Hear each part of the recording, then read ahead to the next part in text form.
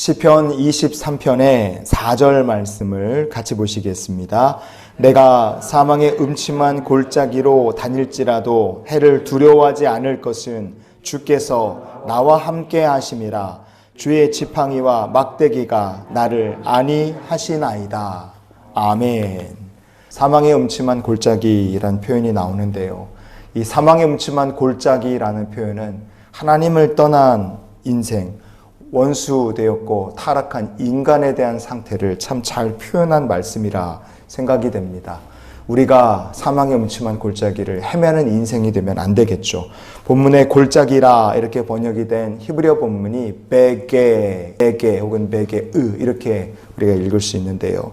이 말이 벨리, 골짜기라는 뜻입니다. 베게, 벨리, 그래서 골짜기라는 뜻이고, 우리가 피해야 될 골짜기, 사망의 음침한 골짜기라면 그것이 무엇일까? 성경의 예레미야 7장 31절과 32절 말씀을 같이 보시겠습니다. 흰놈의 아들 골짜기에 도벳 사당을 건축하고 그들의 자녀들을 불에 살랐나니 내가 명령하지 아니하였고 내 마음에 생각하지도 아니한 일이니라. 그러므로 여호와께서 말씀하시니라. 날이 이르면 이곳을 도벳이라 하거나 흰놈의 아들의 골짜기라 말하지 아니하고 죽임의 골짜기라 말하리니 이는 도벳에 자리가 없을 만큼 매장했기 때문이니라. 아멘. 이스라엘 백성들이 왜 하나님께 책망을 받고 나중에는 바벨론의 포로가 되어 붙잡혀 가야 됐는가? 제일 큰 원인이 바로 하나님 알지 못하고 우상 숭배하는 게 제일 큰 원인이었습니다. 심지어 이스라엘 백성들은 예루살렘 근처에 흰놈의 아들 골짜기라는 곳에 도벳이라는 우상의 사당을 딱 세웁니다. 그리고 거기서 몰록이라는 우상에게 제사를 드리며 자기의 자녀를 불살라 우상의 제물로 드리는 죄악을 행했어요. 얼마나 그 골짜기에서 우상을 많이 숭배했고 자녀들을 제물로 많이 드렸는지 그 골짜기 이름을 죽임의 골짜기라 이렇게 부를 정도고, 사람을 매장할 자리가 없을 만큼 그렇게 많이 매장했다. 그 심각성을 하나님께서 선지자를 통해 말씀하십니다. 흰놈의 아들의 골짜기 그렇게 돼 있잖아요. 이 골짜기라는 말이 사망의 음침한 골짜기 할 때 그 베게라는 말과 단어가 똑같습니다.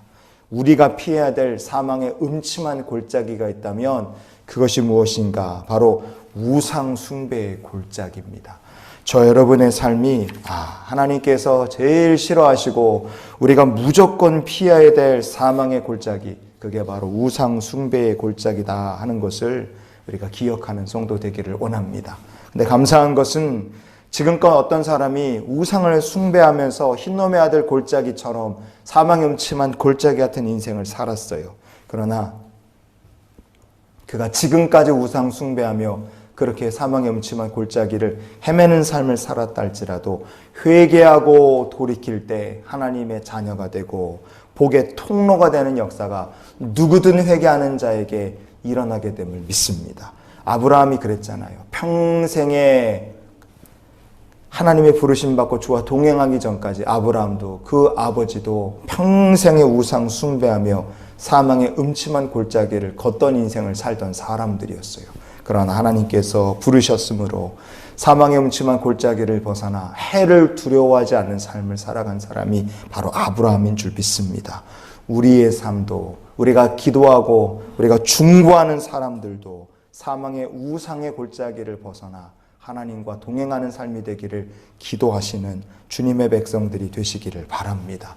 우리가 피해야 될 사망의 음침한 골짜기가 있다면 그게 또 어디일까? 첫 번째가 우상의 골짜기라면 사실 하나님 없이 사는 모든 사람들에게 이 세상 전체가 결국에는 사망의 음침한 골짜기라는 것을 우리가 기억하기를 원합니다. 요한계시록 20장의 8절 말씀을 같이 봅니다. 나와서 땅의 사방 백성 곧 곡과 마곡을 미혹하고 모아 싸움을 붙이리니 그 수가 바다의 모래 같으리라. 아멘. 요한계시록에 요 나온 말씀 보시면 곡과 마곡이라는 이름이 등장합니다. 이것은요 그냥 어떤 특정 민족이나 어느 나라를 뜻하는 것이 아니라 하나님을 대적하는 모든 세상 사람들을 다 지칭하는 말이라 그렇게 보시면 더 말씀을 해석하는데 더 쉽습니다. 마지막 때 세상 모든 나라 하나님 알지 못하고 죄악길을 걷는 사람들끼리 서로 싸우고 분쟁에 난리에 환난에 전쟁의 소문이 계속하며 사람들이 괴로움받는 날이 찾아온다 이겁니다. 그리고 하나님 없이 사는 사람들끼리 지들끼리 서로 싸우고 그 난리 분쟁이 나서 누군가는 싸워서 이기는 사람이 나올 거 아닙니까? 그러나 누구든 누가 승리를 하던 어떤 사람이 승자가 됐던 그것과 상관없이 결국에 가서는 그 모든 사람들이 다 사탄과 함께 패망을 받을 수밖에 없다 하는 것이 요한계시록 20장을 통해 우리가 알 수 있는 하나님의 계획입니다. 그래서 곡과 마곡의 백성이 걷는 길이라는 것은 결국에는 멸망의 길이고 누가 이겼든 심판과 패망의 길이 될 수밖에 없어요. 하나님 없이 사는 모든 인생은 그래서 그 인생길이 사망의 음침한 골짜기가 될 수밖에 없습니다. 그 사망의 음침한 골짜기, 에스겔서 39장의 11절을 우리가 같이 보시겠습니다. 그날에 내가 곡을 위하여 이스라엘 땅 곧 바다 동쪽 사람이 통행하는 골짜기를 매장지로 주리니 통행하던 길이 막힐 것이라. 사람이 거기에서 곡과 그 모든 무리를 매장하고 그 이름을 하몬곡의 골짜기라 일컫으리라.